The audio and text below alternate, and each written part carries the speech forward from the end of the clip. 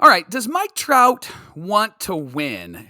I think that's a really ridiculous question, but there's a lot of people asking that question. They're wondering if he's comfortable just being the GOAT on a team that struggles to compete. Well, we've got some answers that will help you to understand that Trout wants to win and is a winner. It's time to get locked on with Mike and John, and this is Locked On Angels. You are Locked On Angels, your daily Los Angeles Angels podcast. Part of the Locked On Podcast Network, your team every day. We are counting down to opening day. Thanks for making Locked On Angels your first listen every day. And of course, every show is free and available on all platforms like Apple Podcasts and Spotify. And the best way to help us out is by giving us a rate and a review. And if you're watching on YouTube, make sure that you're subscribed and click that bell to be notified every time a new episode drops. Thank you for being here for this episode of Locked On Angels, where it's your team every day. You've got the Frisch Brothers here with you, a.k.a. the Super Halo Bros. My name is John, and that's my brother Mike. And my name is Mike, and that's my brother John. Hey, on today's show, we're talking about the new rules and how they're going to impact the game so far this spring and how they've impacted our Halos specifically. We're also going to discuss if Mike Trout really wants to actually win.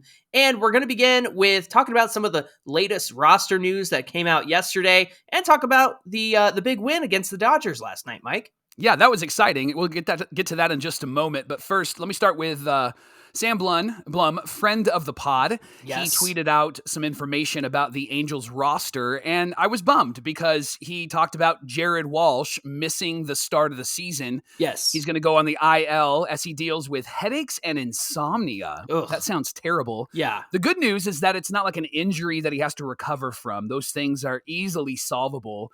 They're talking about maybe 2 weeks, a 2-week program to really help him get back on a good maybe sleeping schedule and whatever the headaches are. I know that headaches, migraines are terrible. We've struggled with those in our family. And so hopefully he can recover really quickly and come back strong, because it's his defense at first base, Johnny, that I think he really brings to this team. That's his specialty. That's his superpower, right? So I'm going to miss Jared Walsh at least to start the season. He looked really good in the spring and hit a couple of home runs. Probably maybe Matt Theis playing first base over there. You can see that, maybe, yeah. Maybe some Brandon Drury over there. Urshela, I think, also as well as an option. And then now out of that, well, I should say first, Max Stassi will also start the season on the IL with the hip issue that we referred to yesterday. He also had some personal leave as well. So it was kind of a mixture of the personal leave, but this is definitely going to be a hip issue. And there was a listener, Tracy, on Twitter said, these make me a little nervous because there's not really an endpoint to these kinds of things, right? Like a hip issue is a lingering thing.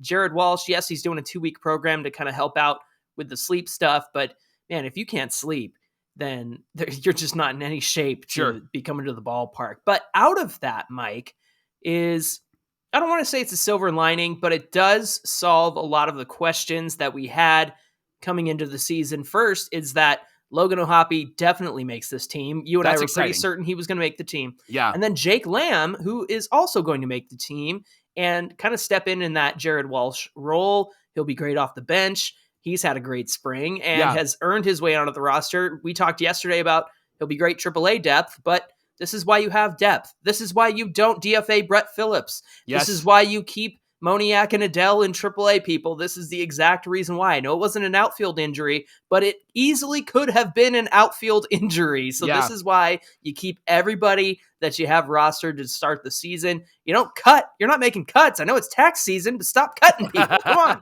on. Jake Lamb had a bit of tightness, I think, in the oblique last night, so he didn't play. Hopefully that clears up. I get it, and Tracy made a good point, like being nervous about Angel injuries. We have a mutual friend who tweeted at us too, and he was like, and so it begins, right? Yes. And so yes. I'm nervous about that, but I do think that these aren't like major physical issues. I think that the hip issue with Max Stassi is something to pay attention to, because that can certainly affect your swing and your offense. I'm excited about Logan O'Hoppe, John. I think him behind the plate is going to be fun to watch, and there's been talk about him possibly being in the Rookie of the Year conversation. Yes. The Angels, of course, had Ohtani in 2018 and then Trout in 2012, and then my favorite player of all time, Tim Salmon, in 1993. So I'm really excited about him being on this team. And there's something about Matt Theis that I'm excited about too, John. I think his left-handed bat in that lineup is great. He can play first base. He can play catcher. I know that is something we've talked about. Maybe him not having a full-time position has kind of slowed his growth. But I think being on the major league roster, at least for the first couple of weeks, will be good for Matt Theis. Do you agree? He flexed some power against the Dodgers the other night, off Noah Syndergaard. He hit 2 to like the most dead part of center field, right? And they were caught out Just there. Pull it a little bit, Matt. I know. Hit the gym a little bit more. Up the weights, baby. So I'm excited to see his bat in this lineup. Maybe he just needs a chance in the same way that Taylor Ward got a chance. And I know we dog on Joe Madden a lot, but give him credit for giving Taylor Ward a chance last season. Yeah. And hopefully Matt Theis gets that opportunity as well. Yeah. Andrew Wantz is going to be on this team, and Gio Urshela will be the opening day shortstop. And that makes sense because Fuller is going to be the starter for the A's. Moeller, sorry. Your autocorrect got you. Yes.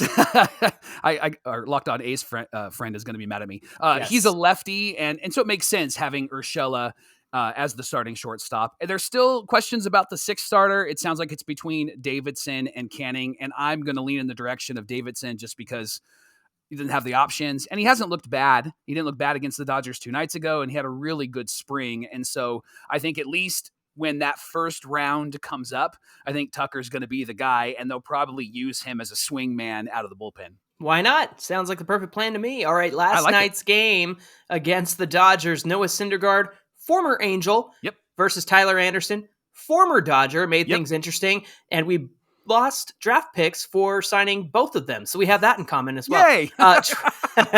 It was a great matchup. In fact, it was great to see Trout get the offense going against Thor with a 2-run home run in the first inning. Somebody said Captain America versus Thor. I thought that was pretty funny. And then Taylor Ward hit a home run in the third inning, and he got all of it, man. I loved seeing that. And Jeff Fletcher actually had a great article on the Halos for the OC Register. And he said, in it, Ward is working towards a 900 OPS Let's go. this season. Actually, that was Sam Blum. That was Sam Blum of The Athletic had that article. Oh, gotcha. Okay. Yes. Now, last night, Ohtani had a couple hits in this game as well. And what I liked seeing, Mike, was him hitting it through the right side. I know we're going to talk about the new rules in a little bit, but he hit it through the right side. And just when you think he's going to do it again, he bloops one to the left side and he's away. He's such a smart hitter, man. He just knows what he's doing up there, and not having the shift, I think, is actually going to really benefit him this year. And Rendon, too. I won't talk too much about that because we will talk about it in a moment. But yeah, Rendon as well. John, Rendon, his stat line for spring training, 500 batting average. Yeah. I think he had over 600 OPS and a 700 slugging. I mean, the guy had like a 1,200 OPS total. Like, it was amazing. And then Tyler Anderson, I think what he did last night is what we would want from him, and he probably could have gone a little further. He was planning to throw about 90 pitches. He threw 88, 5 1/3, 4 hits, 2 runs, 1 walk, and 5 Ks. He did hang a couple of pitches, but that's one of those things you're still kind of working out. But I think what we saw last night is what we'll see all season long. Lot of really soft hits, a lot of hits on the ground. Yeah, that's why that shortstop position is going to be really important. And it's why the outfield is going to be really important, especially in Anaheim Stadium, Angel Stadium, because there's a lot of fly balls that those outfielders will need to track down. It feels really big out there when those balls are in the air. So Anderson looked really, really great. And I really was excited about his start last night, John, because he pitched against what would be the Dodgers starting lineup. I mean, he's pretty close to that starting lineup, and he looked really, really good. Yeah, I think that you make an excellent point. Like in the early innings of the game, you see those regular Dodgers starters, and Anderson looked pretty solid against them. Hey, coming up on Locked On Angels, does Trout really want to win? How do we know this? Well, we're going to share some quotes with you and some details to prove Mike Trout wants to win.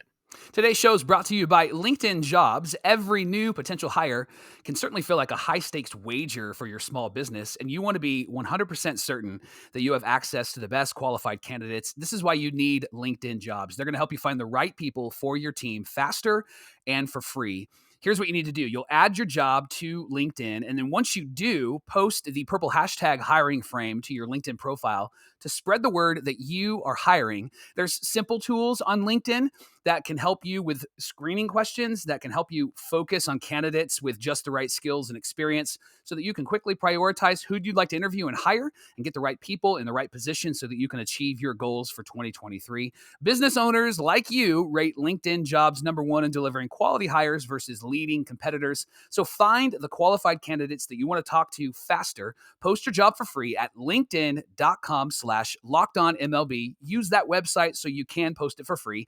LinkedIn.com/LockedOnMLB to post your job for free, and some terms and conditions do apply. We want to thank you for making Locked On Angels your first listen today, and Locked On baseball fans, get ready for a baseball season preview with Locked On MLB's ultimate 6-episode season preview. Our local and national experts give an in-depth analysis of every team in every division in only the way that Locked On can provide. You can find all 6 episodes of Locked On MLB on YouTube or wherever you get your podcasts. Johnny, they introduced some new rules for Major League Baseball, and they practiced them during the spring. And the question really is, how has it affected the game? There's been a lot of discussions about a lot of the different rules, and some longtime major leaguers are not fans of it. And then there's some other major leaguers that are big fans of it. A lot of the younger guys are like, it's no big deal because we had to play with some of these rules in the minor leagues last year. So let me start with the first rule. The biggest change is the pitch clock. And pitchers must begin their deliveries within 15 seconds when the bases are empty, and then within 20 seconds when there's a runner on or the bases are occupied. Batters must be in the box and alert to the pitcher with at least 8 seconds remaining on the pitch clock. I've seen a lot of batters this spring, John, that are waiting for the pitcher to get set, because that's typically what you would do. You would wait until the pitcher's getting ready to go, and then you would go. And this really changes that whole rhythm. Now you have to step into the batter's box and be standing there with the bat on your shoulder, or at least getting ready, maybe bending back or whatever, so that you are prepared when the 8-second mark hits and you don't get a ball. That's the charge. That's the violation. If you're not ready, there's a ball that comes your way. You have to remember as a hitter that you're at the mercy of the pitch clock and not the pitcher himself. I think that's an important distinction to make. Now, pitchers are allowed to disengage from the rubber twice during each plate appearance, whether to step off or to make a pickoff throw, which means 2 pickoff throws, and that's it. Yeah. So that's going to make for some very interesting base running and base stealing this season. Now, the number resets if one or more of the runners advances during the plate appearance. So if somebody does end up taking that extra base, then you get back to the 2 step-offs. Now, pitchers can make a 3rd pickoff attempt during a plate appearance, but the runner will advance automatically if they're not picked off on that 3rd try. So very interesting running rules this season. This will be huge in competitive games down the stretch and in the playoffs, if it gets to those moments, right? Because one of the things that we enjoyed about the WBC was when it was really tight and it was really intense, they were able to take their time and they could step off and check the runner and they could call the catcher out. But all of that's out the window. And that's where some of these longtime major leaguers are like, you got to not hold us to these rules when the games actually matter. But I think that would be foolish, because you got to be consistent all the way through the season. You said it's going to be huge, and I thought that would be a great transition to larger bases, but you also had a thought there. So that's why I thought I threw it to you perfectly, but I didn't give you a chance. I got to spike that next time. I'm sorry. All right. That's volleyball. Tell us about the larger bases. The larger bases, base runners are going to benefit from this. The 1st, 2nd, and 3rd base bags are now 18 square inches instead of 15. And that makes for a bigger target for the base runner. And it also, John, I didn't think about this. It shortens the distance between the bases. And so the distance between home and first and 3rd and home is now reduced by 3 inches. And so the distance between 1st and 2nd and 2nd and 3rd is now 4.5 inches shorter. So some of those close throws and close plays that we've seen over the last few years may not be close as the season progresses, because the distance between the bases is a lot shorter this year. Hopefully we see a lot less of those Andrelton Simmons style ankle injuries where he's trying to get to first base and stretch out his foot and rolls over it. Like, I really hope that we see less of that this season. I think it was Wayne Randazzo on the broadcast referred to them as pizza boxes, which I thought was a great idea, right? That's what they look like out there. Hey, infield shifts. This is probably the one that's going to impact possibly the Halos the most, but listen to this. Teams must have 4 fielders within the infield boundary whenever the pitcher is on the rubber, with 2 fielders stationed on either side of the second base bag at the time of the pitch. So think you got second base right down the middle. You've got 2 on this side, 2 on the other side. Right. So that's first and second on one side, shortstop, and third baseman on the other. Teams are still allowed to bring an outfielder over. So if you really want a dramatic quote unquote shift, you can move an outfielder over and really play up that shift. So either onto the infield or into the shallow outfielder. They are not, however, permitted to use 4 outfielders. So remember we saw that against Trout and Ohtani last season. They had 4 outfielders. Was that the Blue Jays who did that? Blue Jays are Mariners, but I just remember Trout hit a home run, and so it didn't matter. Yeah, it didn't matter. Exactly. That's where I was going with that. Thanks for stealing my thunder. You're welcome. The penalty for an improper defensive alignment is an automatic ball or the result of the play. I'm your brother. I'm your older brother. I'm supposed to steal my thunder. All right, so here's the results, John. So far in spring training, and we have just one more game of spring to play. That is today. Games have averaged 2 hours and 39 minutes. Last season, games averaged 3 hours and 1 minute. Batters and hitters have combined for an average of 2 violations a game. So pitcher not ready at 0 or a batter not ready at 8 seconds. Steals are up, which I thought was really interesting. Teams averaged 1.08 steal attempts per game in the spring. Last year, teams averaged 0.51 steal attempts. Half a steal. So they changed their mind. Right, about 50% increase. And the success rate is up too. 73% last year and 78% this spring, which brings us to a really important question. How will these rules, in your mind, Johnny, benefit our Halos, and which rules do you think might actually hurt our Halos? Well, I don't think that we're going to see a lot of stolen bases. I don't imagine a world where there's a lot of running happening with this particular Angels team. Sure. I feel like it was Andrew Velasquez and Shohei Ohtani stealing all the bags last season. And I know we saw Trout steal one in the WBC, which is great, but he's not a stolen base guy anymore. He's not going to get the 40 that he did his rookie year when he should have won an MVP. He's not going to get the 40 bags that he would do in the past. And I think a lot of that has to do, Mike, with that 2017 injury where he stole second and jammed his thumb, and that took him out for a month and a half or so. But he's got the oven mitt now, so what's the problem? I don't know. Is there a stint in the It's oven steel. That's right. Iron Man gloves. It looks soft on the outside, but it's actually a metal glove. So I'm not sure that stolen bases are going to be a huge part. I could see Rengifo maybe doing that. I could see Taylor Ward, maybe Jared Walsh.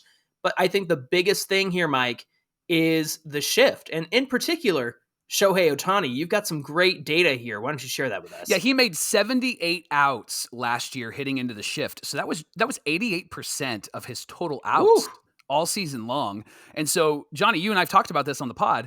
He probably will have a higher batting average. I mean, he was around 250s last year, and he might be up where he was when he was a rookie and in his second year, around the 280, maybe even 290 mark, depending on how many home runs he hits. Obviously, he's the home run hitter that we want him to be. But I think that this is going to really benefit him. And I think it's really going to benefit Mike Trout as well, because now you can't put 3 guys on the left side of the infield to try to keep him from getting a ground ball through, right? And I also think with a lot of the lefty batters, it's going to really benefit them. I think Rengifo is going to be benefit in this as well. The pitch clock, John, I think is something that's actually going to really help our team. I look at somebody like Sandoval and I look at somebody like Suarez, who can get lost in their head, maybe Suarez more than Sandoval. And I think a pitch clock is going to just help them to stay in rhythm and not be looking over at the dugout or not being upset about that last ball that was, should have been a strike and letting that kind of fester. I think both of them are really going to benefit from that. You got to move on. I think game length too, John. I think game length is really going to benefit the Angel fans on the East Coast, John. Or the ones in the UK, like Nick from, halfway around the Halo, right? Yeah. All of the UK fans too. Yeah, you can watch games and go to bed at a decent hour. So I don't want to hear the old heads on the East Coast say, well, we never get to watch Mike Trout and Shohei Ohtani. Right. Well, now you can, because the games are going to end at a decent hour, which is also great for us because we always record post-game. So what a blessing this will be. Locked On Angels is brought to you by Built Bar. We're in the middle of March Madness. The Final Four is coming up this weekend, and the Built March Madness bracket is here. You can vote for your favorite bar or puff right now. Go to builtmarchmadness.com to vote for your favorites. And when you do, you can vote there for your favorite bar or puff. You're going to be entered into a drawing where 50 Locked On listeners will get a free box of Built. And not only that, one lucky fan from Locked On is going to win a 12-month subscription to Built. And you got to go and get entered into this goodness, because you're going to be able to get a full box, maybe for free or possibly one every month. Go to builtmarchmadness.com. Built bars are so good. They're the best protein bars ever. They're my favorite as well. I like the cookie dough chunk puff. I've mentioned that a few times. They're really, really good because they're covered in 100% real chocolate. They have good protein and low sugar, and they're not like a candy bar, but they taste like a candy bar. So vote for your favorite bar or puff at builtmarchmadness.com right now for your favorite bar or puff. You can win. It's going to be awesome. You can vote every day for the rest of this month. Only a couple of days left. So hop in and support your favorite pick.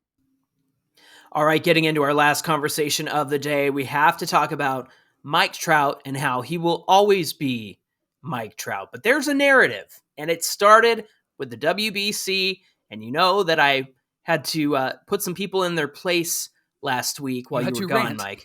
Yes. Well, you were gone, so there was nobody holding me back. So, it was good. Yeah, I had to do it. There's a narrative out there about Mike Trout that's unfair to Trout. First of all, people like to say he doesn't want to win because he signed long-term with the Angels. He doesn't want to win because the Halos haven't won anything since 2014, so it must mean that he's lost his passion to win. The narrative around Trout is the WBC happened and everyone saw how excited he was and how fired up he was off the field and on the field, and now the narrative is, well, Trout won't be able to win because he's with this terrible Halos team, and Trout won't push the ownership to try and win because he's too humble and too loyal. So there's a lot of narratives around Trout going around right now that we think are baloney. Excuse my French. Bogus.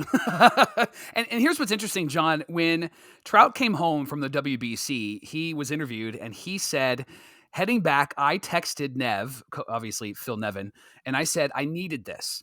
I needed to play in this atmosphere and to be in this moment. It just made me think about how bad I want to get back to the playoffs. And then another reporter asked him if not making the playoffs would be a disappointment, which reinforces the narrative that you have just talked about. People just assume that he doesn't care. And he said, for sure, I would be disappointed. I think every time you start a season, anything less than the playoffs is a disappointment. That doesn't sound like a guy who doesn't want to win, John. Right. And that doesn't sound like a guy who isn't pushing the organization and to make this team really competitive this season. Not only is Trout a humble guy, and he's been that through his whole career. He's been very respectful of the veterans ahead of him on the Angels. He's learned a lot from Albert Pujols and Justin Upton and those guys. He's always been very respectful. He's been respectful of whoever's in charge, whether it was Scioscia or even doofus from the 2019 Brad Ausmus. Yes. Can't even say his name. Him who we don't speak of. Yeah.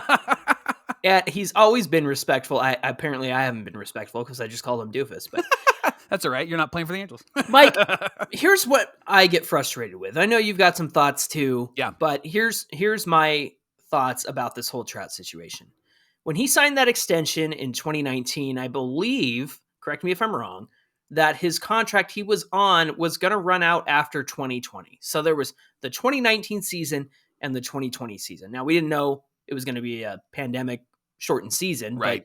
But assume 2 full seasons of Mike Trout in 2019, 2020. Then he would have been a free agent.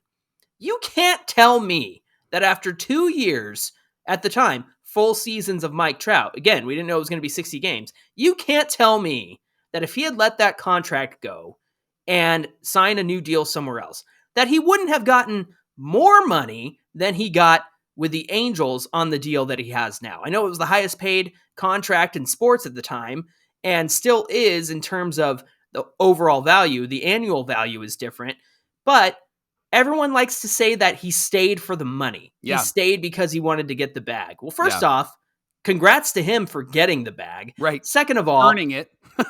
Second of all, what's wrong with having loyalty to your fans and the fan base who's loved you for every single year of your career? Right. And he showed that loyalty back to them. You know who else was loyal? Jared Weaver. And he got his bag with the Angels when he could have gotten more money with somebody else. And he stayed loyal to this team as well. So don't tell me that you think Trout is staying just for the money. In fact, if he had gone to another team, you would have called him a ring chaser. Yeah. You would have called him a ring chaser, and he would have gone to this team or that team to just win a ring. He doesn't care about his fans. So it's a catch-22. He can't win.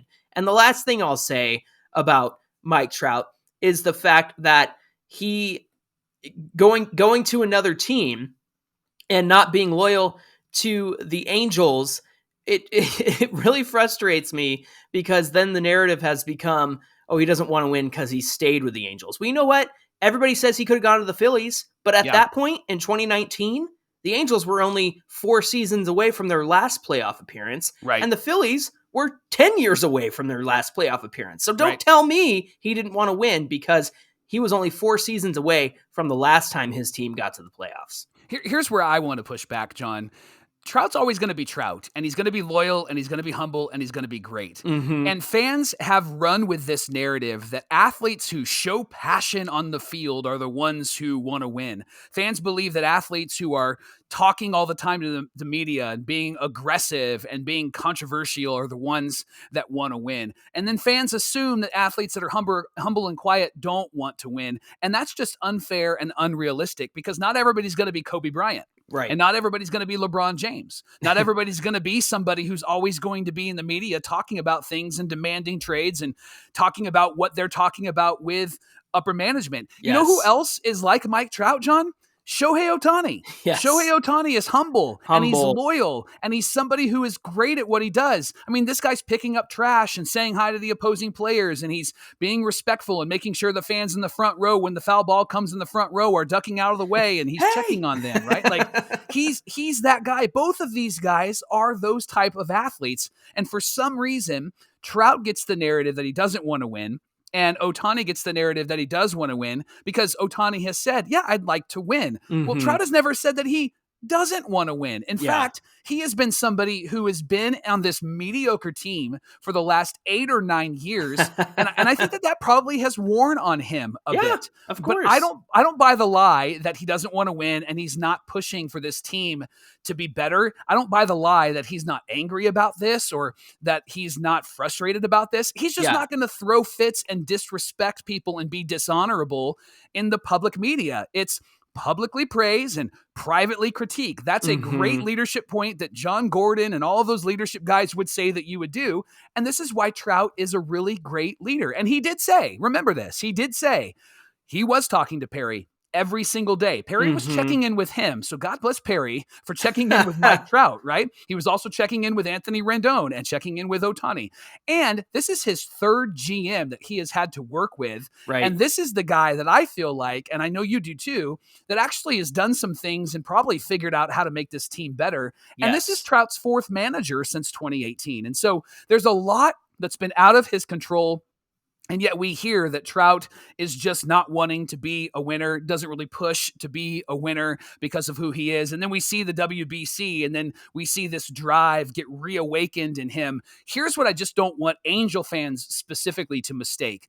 Don't mistake humility and loyalty for a desire to not compete, to not achieve, and to not win.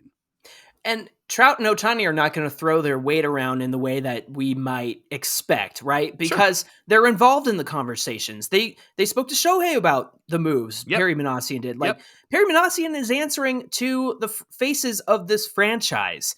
And we know the Angels always do stuff behind closed doors. We don't know signings are going to happen until 5 minutes before, and then it comes out of the news. And that's the way the Angels operate. So if the fact that we don't have these guys throwing a fit or throwing their weight around doesn't mean that they're not involved in the process. It doesn't mean that they don't want to win, and it doesn't mean that they don't want to compete. And Trout will be the first to admit he's been hurt the last 2 years. Yeah. He'll be the first to admit that. He wants to stay on the field and compete. Shohei Ohtani wants to win with this team. These guys have a drive. They're here to compete. So let's freaking go. Let's skip tomorrow's game or tonight's game and just get to it.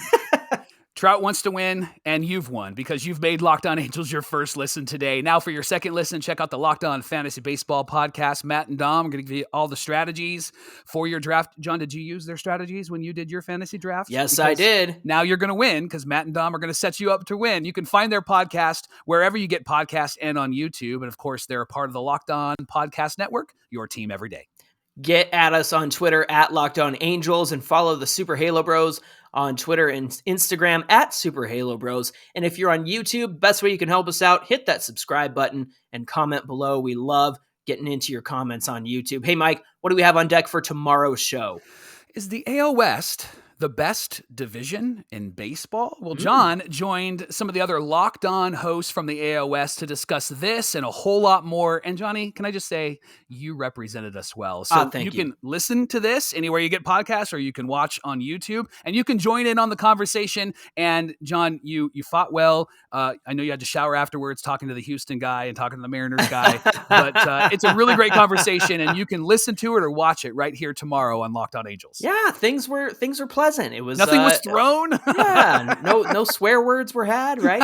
Yeah, it's an AL West roundtable, so you'll hear from all of the Locked On hosts of the AL West. So Mariners, Houston, Texas, and A's, of course. So we hope that you'll join us tomorrow for that. Until then, my name is John, and that's my brother Mike. And my name is Mike, and that's my brother John. We'll be back together on Thursday, so check out the roundtable tomorrow, and we'll see you back here on Thursday.